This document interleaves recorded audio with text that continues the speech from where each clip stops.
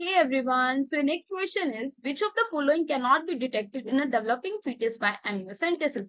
इनमें से ऐसी कौन सी डिजीज है जो amniocentesis से डिटेक्ट नहीं की जा सकती? Let's discuss what is amniocentesis.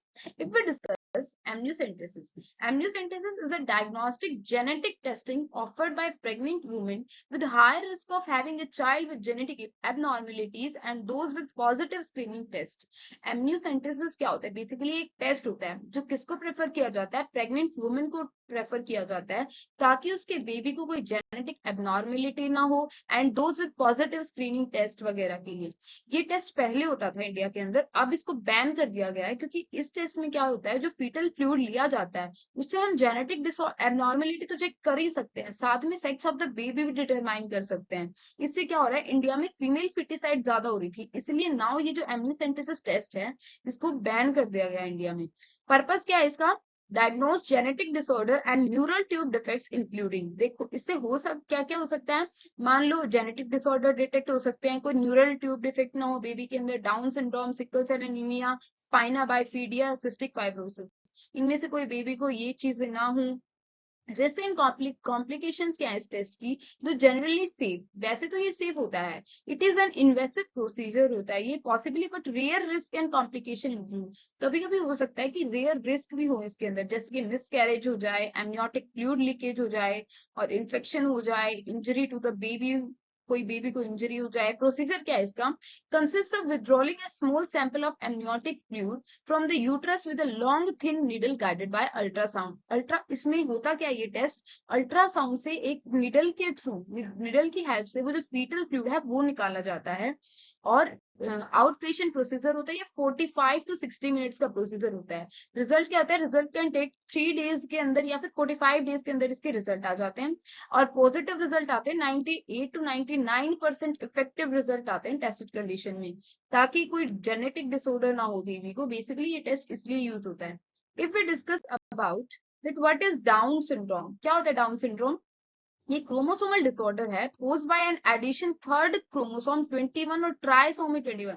Down syndrome को एक और नाम दिया जाता है ट्राइसोमी 21। इसके अंदर होता क्या है, एक एडिशनल क्रोमोसोम ऐड हो जाता है क्रोमोसोम 21 के अंदर, occurring in one out of 800 live birth. 800 में से किसी एक इंसान को ही होता है ये down syndrome. It is the most frequent genetic cause of mild to moderate mental retardation. इसके अंदर हो क्या जाता है, मेंटल रिटार्डेशन हो जाती है चाइल्ड की। If we discuss about the cause of Down syndrome, क्या होता है cause इसका?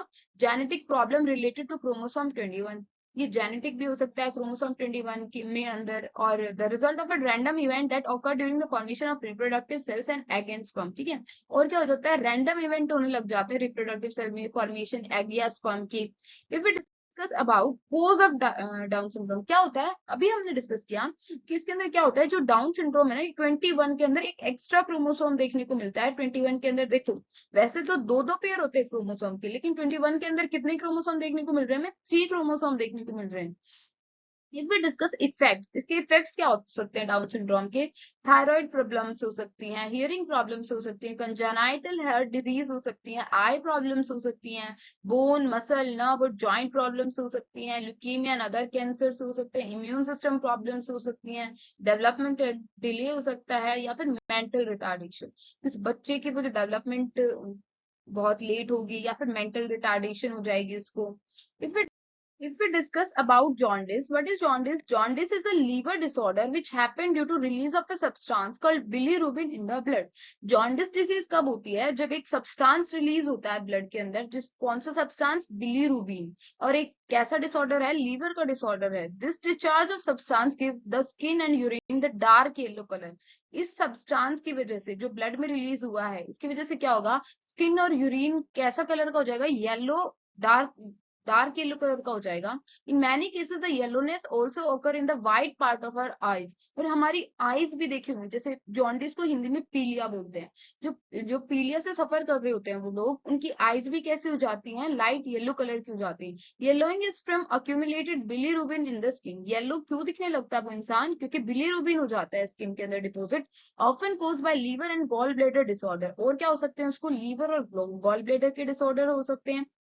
If we discuss about Klinefelter syndrome किसमें देखने को मिलता है? मेल्स के अंदर देखने को मिलता है। इसमें क्या कैसी कंडीशन मिलती है? एक्स एक्स वाई, ठीक है। मेल के अंदर हमें पता है गैमेट्स एक्स और वाई होते हैं, इसके अंदर वन एक्स्ट्रा एक्स वो होता है गैमेट, और ये जो एक्स्ट्रा एक्स गैमेट होते हैं इसको बार बॉडी भी बोलते हैं।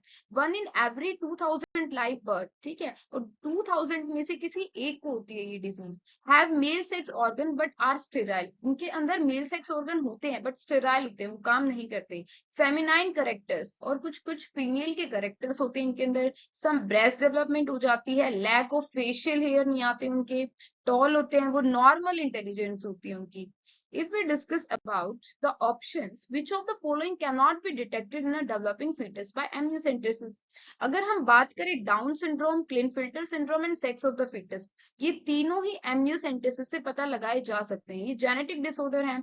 लेकिन अगर हम बात करें जॉन्डिस की, तो jaundice is not a sex chromosomal disorder, so the right option is jaundice. Jaundice amniocentesis test से पता लगाया नहीं जा सकता, so the right option is jaundice.